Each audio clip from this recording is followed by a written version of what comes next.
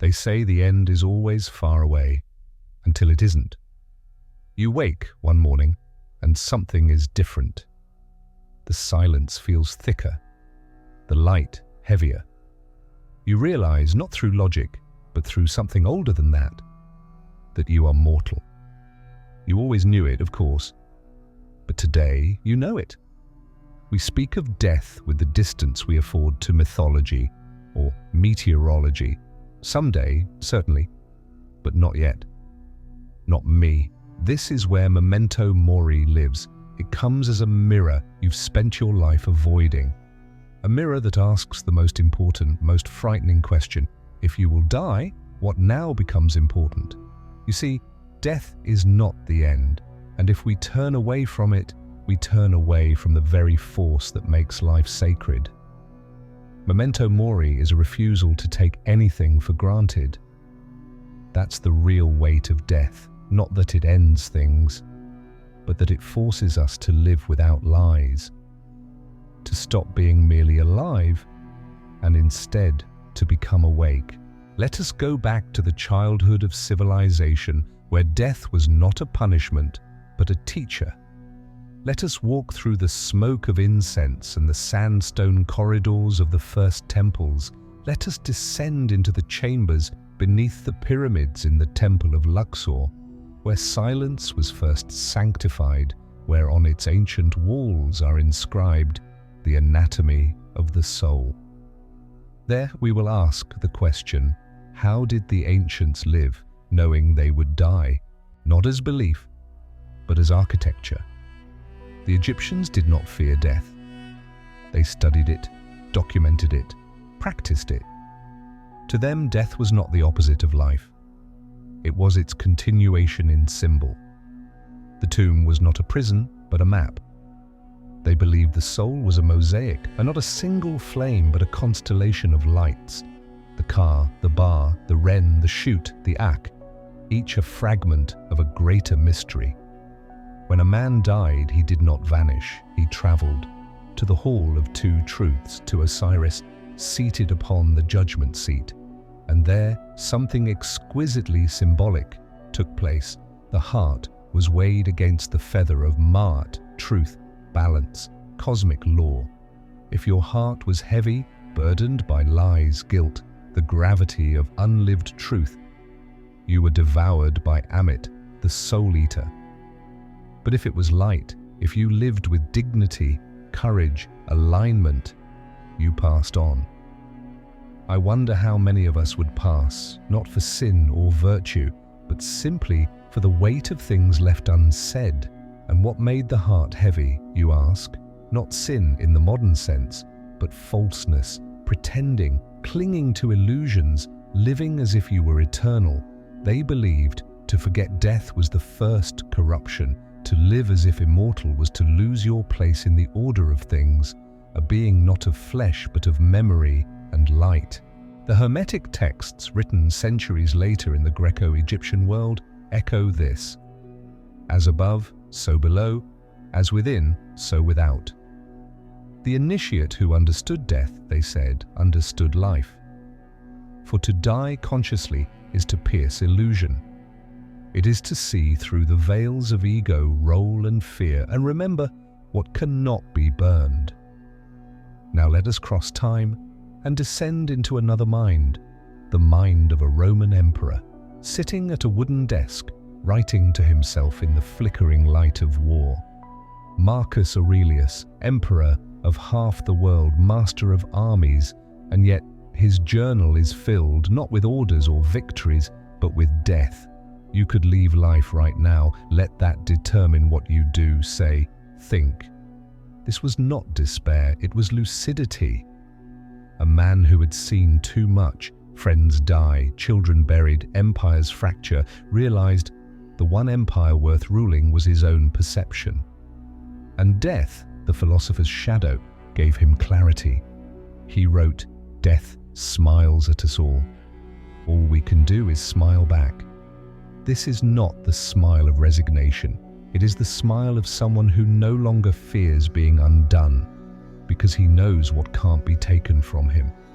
That is what the Stoics trained for, not to avoid death, but to prepare for it so completely that they could finally begin to live. There is a quiet arrogance in how the modern world speaks of the past. We think the ancients were obsessed with death because they didn't understand it. But the opposite is more likely. They understood it too well.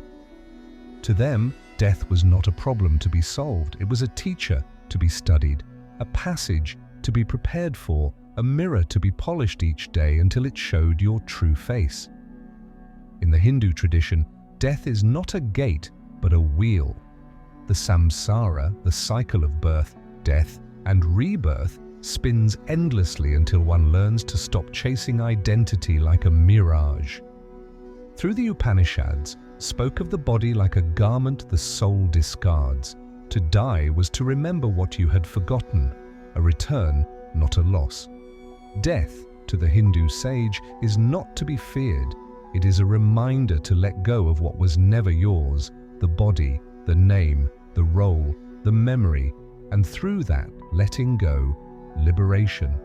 Across the world, the Aztecs held festivals not to mourn the dead, but to feed them, to sing, to dance, to welcome their return.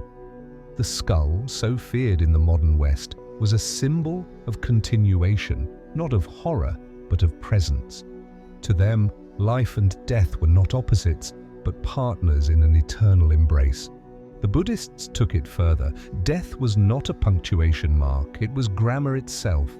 Impermanence, they said, is not an event, it is the shape of all things. Their Bardo Thodol, known to the West as the Tibetan Book of the Dead, is not a funeral text, but a guidebook for the in-between. They believed the moment after death is the most lucid you will ever be. In that moment, your illusions dissolve, your fears wear no masks. And if you've trained the mind to recognize the clear light of awareness, you are liberated. But if not, you are pulled back, into form, into name, into forgetting. To live well was to practice dying, to release the self again and again, until death was no longer foreign, but familiar. And so again and again we return to the same truth, spoken in different tongues. Death is not the end. It is the deepest mirror. It does not destroy, it reveals. The Stoics knew it. The Egyptians carved it in stone, the Hindus whispered it across flames, the Tibetans rode it into the light. The question was never, what happens after? The real question has always been, knowing that it ends, how will you live? The Egyptians believed that when you died, your heart was weighed, not measured, not judged, weighed. Against what? A feather. Not of any bird, but of Ma'at, goddess of cosmic truth, balance and harmony. A heart heavier than the feather meant the soul was impure, heavy with greed, deceit, regret, fear. But a heart that was light. Light with laughter, light with truth, light with having lived well. That heart could pass on. This metaphor is older than religion. It is a map for the psyche. To live a good life, then, is not to accumulate, but to release. This idea of lightness as wisdom appears everywhere. The Taoist sage says, the softest things in the world overcome the hardest. Marcus Aurelius writes, be like the rock upon which the waves crash, and it stands firm, but does not harden. And in Camus, the modern mystic disguised as a novelist, we find Sisyphus forever pushing his stone, not punished, but free, because he accepts the absurd with a smile. Lightness in this sense is not carelessness, it is clarity. It is the discipline of carrying only what is yours to carry, and letting go of everything else. What makes a life heavy? 1,000 small acts of self-abandonment. Saying yes when you meant no, staying silent when your soul screamed to speak, chasing approval, postponing joy, each one a pebble. None ruin you at once, but together they weigh you down. And when you die, the question will not be, Were you perfect? It will be, were you honest? Were you yours? There is a strange irony in this. To be light, you must be rooted, not in identity, but in truth. Not in image, but in essence. The ancient Greeks had a word, euthymia, a sense of inner calm that comes from knowing you are on your own path. Epictetus said, if you want to be free, wish things to be as they are. This is how you grow wings, not by denying gravity, but by surrendering to it. Now look around at the modern world. It rewards accumulation, more status, more noise, more armor. And yet, when you meet someone truly wise, an elder, a mystic, a child who has suffered, you find something else: stillness, gentleness, brevity. Their words are few, but each one lands like a bell. Their presence is soft, but the room bends toward them. They do not perform. They are. And what they carry lightly. In Tibetan monasteries, monks spend years meditating on death, not to become grim, but to become light. This is the paradox. To remember you will die is to discover that only what cannot be taken from you is worth keeping. That's where the feather lives. In the smile you don't fake, in the silence you don't fill, in the life you don't postpone. The ancient world, to forget death was a sin of spirit. Today, it is called progress.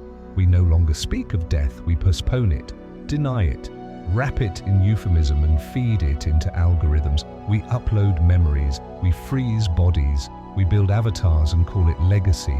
And still, death waits, silent, undiminished. Something changed.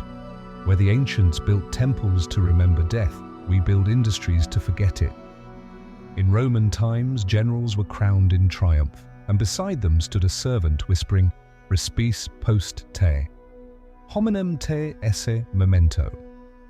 Look behind you, remember you are only a man.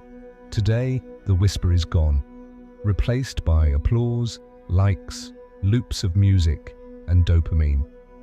We're encouraged not to live meaningfully, but to appear endlessly active. And somewhere along the line, we mistook motion for immortality. In our fear of endings, we multiply identities, we perform, we edit, we polish. We do not live to be remembered, we live to be seen. And so our lives become fragments. Small performances in search of permanence, but permanence was never the point. The only thing worse than dying is forgetting why we are alive.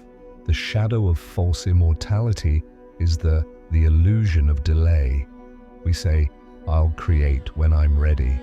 I'll forgive when they deserve it. I'll rest when I've earned it. I'll live when I have more time. But time does not negotiate. It does not wait for closure. It does not extend deadlines for the soul. It arrives, as it always has, without warning, without permission. When you forget death, you forget wonder. You forget the taste of a shared meal, the sound of a name whispered before sleep, the weight of a goodbye you didn't expect to be final. To live without death is to live without scale, without context, without meaning. The Greeks had a word, aletheia, truth. It means that which is no longer hidden. Death was the great unhiding. It clarified everything: who you love, what you want, who you are. That's why the ancient rituals didn't hide the dead. They walked with them, fed them, spoke to them, asked them what mattered. What happens when we forget death? We try to become gods, but end up as ghosts. Not the kind that haunt houses, but the kind that scroll endlessly, consume without hunger, speak without listening, exist without being. In every age before this one, to prepare for death was to shape the soul. In ours, to speak of death is considered awkward. We offer life advice without context. We speak of productivity without asking what it's for. We chase longevity without questioning if we're using the years we already have. We say we fear death, but more often we fear the silence that death reveals. The silence that asks, Is this the life you meant to live? The ancients would find our fear peculiar. To them, death gave everything its shine. The fruit is sweet because it rots. The love is precious because it ends. The poem matters because it finishes. We too can return to this wisdom. But first, we must turn to face what we've been trained to scroll past. We must remember that death is not the enemy. It is the companion that teaches us how to stay awake. You must die before you die. Not physically, not tragically, but spiritually. You must allow the self you built, the one made of names, masks, and noise, to collapse, so that something deeper may rise. The Stoics hinted at it in their meditations. Strip away everything that is not essential. What remains is who you are. The Buddhists call it ego death. The Sufis call it fana, the annihilation of the self. The alchemists wrote of the nigredo, the blackening, the disintegration. Jesus spoke of rebirth. Osiris was torn apart and reborn luminous. Orpheus descended and returned changed. Every mystic, every initiate, every mad poet has crossed this threshold. It is the fire that burns away illusion, and you do not return from it the same. This death is not about stopping the heart. It is about dissolving the false center. The ego, your identity, your role, your curated image, was never meant to be the captain of your soul. It was meant to be the vehicle, but many confuse the map for the destination, and so they live enclosed, afraid of being no one, when in fact being no one is the beginning of real freedom. To die before you die is to walk into the fire willingly, to say, I release what no longer fits. I allow the grief. I embrace the emptiness. I descend not to be punished, but to be purified. And what is burned away? The need for constant validation, the compulsion to explain yourself, the belief that your value lies in performance, the illusions you inherited, never questioned, and wore like skin. These things do not go quietly, but they are not you. They are the tomb. You are the soul inside it. This is what the ancient rites were preparing you for, the pyramids, the mandalas, the initiations in darkness. They were all dress rehearsals for death. Who you think you are must die before who you truly are can live. In the Eleusinian Mysteries, rites so powerful they reshaped philosophy itself.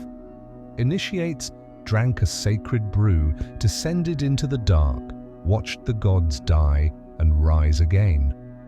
When they emerged, they had seen something no language could hold, and from that moment on they feared death no more, because they had died before dying and learned there is something in you that cannot be extinguished. In modern times we rarely speak of this, but it still happens, quietly, painfully, beautifully. A man loses everything he thought he needed and finds peace. A woman leaves a life that looked perfect and feels like she can finally breathe. A person weeps not from sadness, but because they've remembered something ancient, something without name that was always waiting inside them. And here lies the inversion. It is death, that ultimate silence that teaches the music of life. Not in what we add, but in what we choose not to hold. Not in building legacies, but in noticing the fleeting, the unnamed, the ordinary, and loving it because it will pass. To remember that we will die is not morbid. It is, perhaps, the last honest way of remembering that we are alive, and that is not a tragedy. That is the beginning of style. You walk the earth as you are, mortal, soft-spoken, alive with mystery, at peace with not knowing. You begin to love without fear. You begin to speak what you mean. You begin to create as if every word were your last, because one day it will be. The fire is always burning. The question is, Will you wait until it consumes you?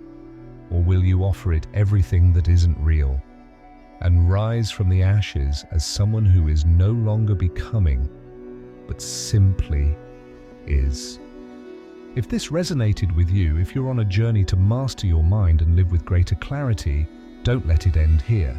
Hit the like button to let us know this content matters. Subscribe for more wisdom from the masters of discipline, clarity, and inner strength.